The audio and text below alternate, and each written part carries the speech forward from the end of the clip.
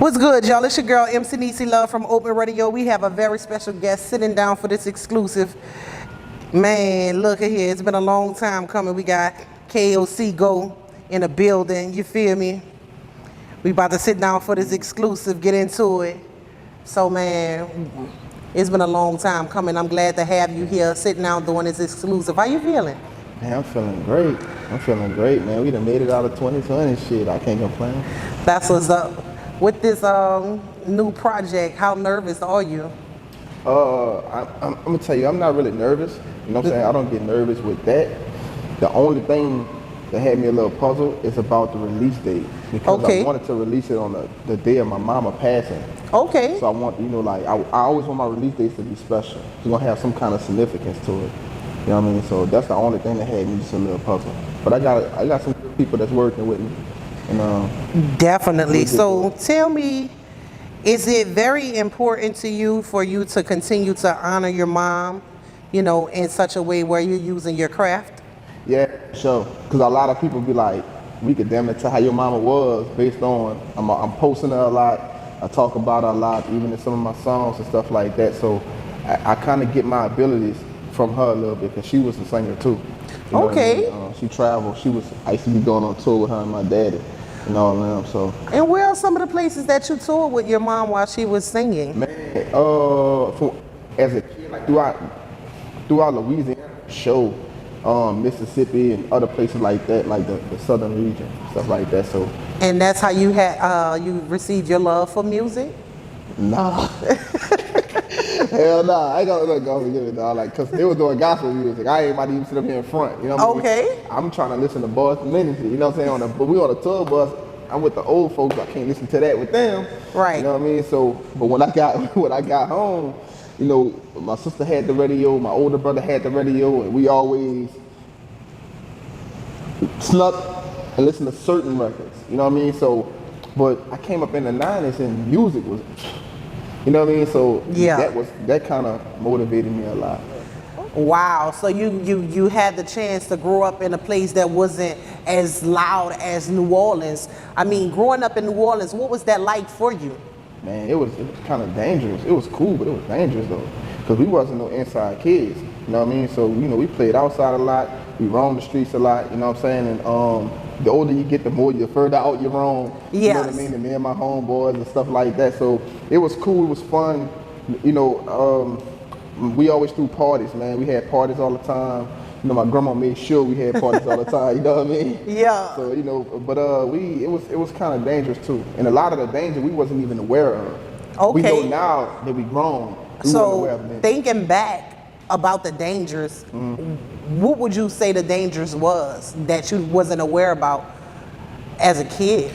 Man, well, you know what? Like just being in the wrong place is like, you know, you could be cool with somebody who live in another hood, and it might get busy over there, but you're not thinking about that. You're gonna see your partner, and that's how you get hit up. You know what I'm saying? A lot of people got hit up that way. Absolutely. Growing up, so you know, it was so many of us that passed since I graduated. Okay. Yeah, it ain't many of us no more. Which school did you graduate from? Well, Katrina hit. Okay. You know what I mean? So that's when Natchez had to, you know, go to Natchez and stuff like that. But I went to L.E. Rod Wayne. You know what I'm saying? They call it Rod Wayne. Right. You know what I'm saying? You feel me? The Falcons, shout out to my Falcons, but I had to relocate to be a Bulldog. So shout out to my Bulldogs, man. I love Absolutely. my Bulldogs. So what is it about the city of New Orleans that you feel helped mold you? Because I think New Orleans is the most musical talented city in the world. In the world? In the world, hands down. Why do you feel like that? I mean, look at all the different types of genres that come from there. And it's perfected, you know what I mean? So if we go all the way back, I think probably the greatest singer to ever live is Mahalia Jackson. You know what I mean? And where's she from? Look at Louis Armstrong, where he from? Right. One of the greatest rappers to ever do it is Lil Wayne, where he from? Right. You know what I'm saying? Twerking music started in New Orleans. Right. Juvenile, where he from? Like, you know what I'm saying? So when we look at a lot of stuff originated, we the flavor of the world. If you really think about it, after Katrina, you see a lot of such and such crawfish, such and such seafood. They didn't have all that before Katrina hit. And now if I'm lying, forgive me, Lord. No, you're not lying. Right, you know what I mean? But it's just that me, myself, I don't get jiggy with that shit. You ain't like me either. Let me tell you something.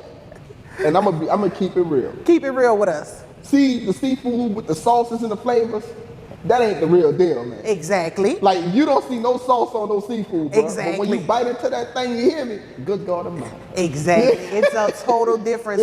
It's the boil. We have the boil. The burl. You know what I'm saying? The We got burl. the burl. You feel me? We got the burl, not the earl, because y'all be liking y'all crawfish with the earl. We don't like the earl. You don't like that? It be greasy and all that. Nah. So, my favorite is the fried shrimp on bun with cheese, ketchup, and hot sauce. Oh my God. I could dig it. I could dig it. Heaven right now, I know it. I know Okay. it. And when it comes to being able to, you know, have access to alcohol 24/7, what is that like? Man, that could be devastating too. You know what I'm saying? Because me, like, too much of anything is bad for you. Right. And, you know, I see a lot of my people, like, they turn into alcoholism. And because it's easy to be accident. You can buy alcohol out of Walmart in New Orleans. You know what I'm saying? So they get busy. So I just had to, I was drinking certain things. I started drinking kind of late though. You know what I mean? But I drank certain things, and I ain't never really get into it that hard. So were you always this type of conscious person growing up? Yeah. Where did that come from? I think it mainly came from my parents, my mom and my grandma.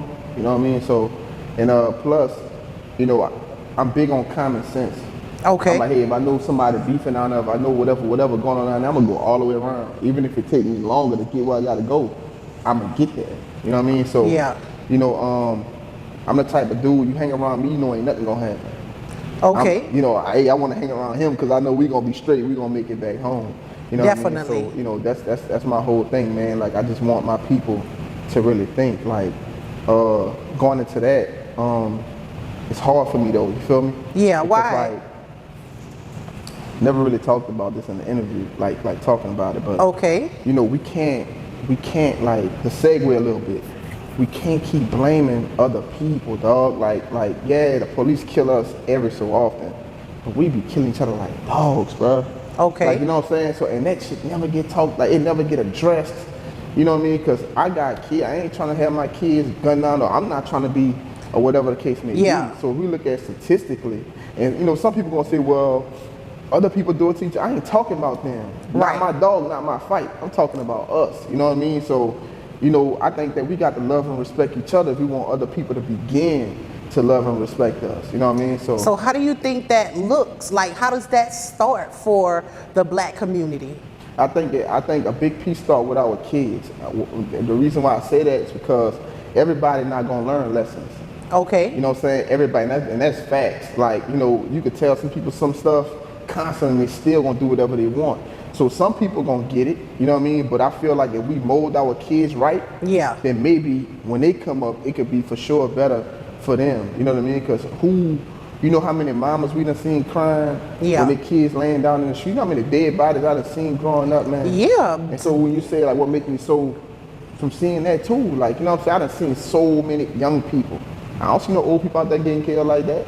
Absolutely. So that's the people I come up around. Dang, I was just playing ball with homie yesterday. Homie stressed out now. And you don't come back. Right. Where do we go from here? Where do we go in this moment where we need to stop hurting each other and do more of protecting each other and standing up and holding each other accountable? Right. Where do we go from here in this moment? We have to rewire things. We have to unlearn. You know what? Like, I hear people say all the time when little kids crying, little boys crying, shut up, stop crying. You're supposed to let that man cry. It's a human emotion. So you're telling him to suppress his feelings now. So now when he grow up and it's still in him all the time, he don't know how to act out. It's a lot of things that, I'm gonna be honest with you, I feel we have a death culture. I feel like our culture breeds destruction to us. You know what I'm saying? With a lot of things that we told. Hey, if you ain't got haters, you ain't got nothing. Why you want somebody hating on you, man? Don't understand it. Like that. If you got 100 haters, get 100 more. So you want potentially 100 more people to try to knock your head off. That's what you're telling me. Like, you know what I'm saying? So, and as soon as we get our biggest issue is we think that each other, we always in competition with each other. Why is that? Why do you feel like people always believe that others are in competition with them when it comes to our culture and our race? Because I think that favoritism breeds separation. I think it goes all the way back to even slavery times. Hey, I'm gonna take him out the field, put him in the house, put him in charge of them, they're going to hate him. You know what I mean? So when you look at it, the lighter skin and all kind of other things, and classism too. Oh, you know, he have more than him, so I'm gonna linger towards that way, and we gonna issue on him. Like I see people on Facebook all the time. You know, they save up their bread or whatever they do. They go on a simple vacation to Florida, and to say that they don't say they're thankful, they shit on other people. Right. Then some people put an inspirational post on there, like, dog, like you just on a vacation, like they get like a big water, bro. A big contradiction, right? So we see it all the time, man. K.O.C. Is this the type of messages and the wording and the type of teaching that you're putting into your music? Yeah, for the most part. You know what I'm saying? I still talk about real life issues that happens. One of my favorite records, not on this project, on a project before called Unknown, it's called Mama Free, where I told a story about, I went backwards. I told a story about the girl that's a dancer, and people looked at her like she was crazy for doing it, but she was dancing to get money to get her mama cancer treatment. And the reason why she had to do that because her daddy was a hustler coming up, and he wanted a better life for them, but he got caught. He got arrested. So she had to, you know, she went that way to do it. So, you know, it's a real dope record. But I got a song with Lil Kiki called All Kinds of Things, a super dope record. My record Anxiety, oh my God, like, and it's still climbing, you know what I mean? So to speak about anxiety in your music,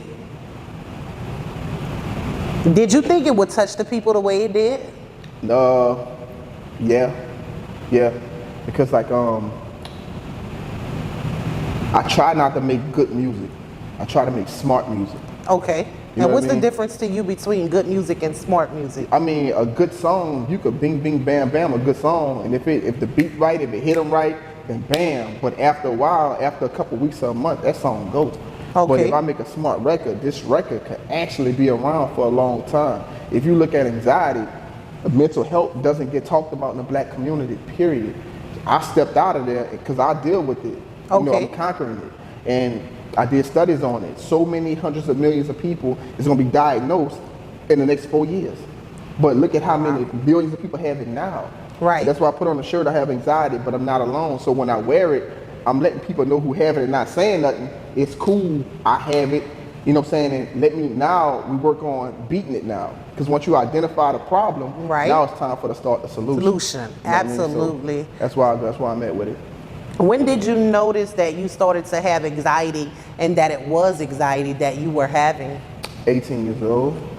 Tripping, because it run through my family hard, man. And my grandma had it bad, my cousins have it, you know, my auntie had it, you know what I'm saying? And, you know, I was tripping, like, you think about a lot of it, there's a lot of contributions to it. Like, you know, growing up, you see people dying certain ways, and, you know what I'm saying, you're like, dang, as soon as you get a symptom, oh man, do I have that? You know what I'm saying? So if you worry-free, carefree, you're not gonna have anxiety. Because you're not even tripping. You know what I mean? You're not, you know, you're like, whatever. But, you know, me, I'm just trying to be here long, man, for me, for my kids and other people. And I want to see everybody around me the same way. So my anxiety will kick in when I see stuff start to crumble a little bit. I'm more like, hey, come on. We got to get, you know, we got to get it back. So that's kind of where I'm at. But when I was 18, that's when it kicked in. I ain't know what was wrong with me. So how did you find out that okay, I have anxiety? Because, well, my grandma called it a panic attack. Right. You know what I'm saying? Okay, it was identified as something else. Something else, a panic attack. Okay. You know what I mean? So, you know, it's crazy because where it started, I had developed something. I was playing ball in the hood one day. And I was drinking out of hose pipes and hood stuff, you know what I'm saying? Drinking out of the hose pipe. And like the next day, man, like I couldn't hold food down and throwing up everywhere, you know what I'm saying, and you know, all kind of stuff dealing with your stomach. So I'm like, man, like what's going on? Like, I mean, it's hurting bad. So I'm thinking, like, man, is it cancer or something like that? Like, what's going on? I'm looking up stuff, and you know what I mean? So you know, it's the first thing you gonna do, WebMD. And then when I tell you, so I went to the hospital, man, and they did my blood, and they said I had a bacteria called H. pylori.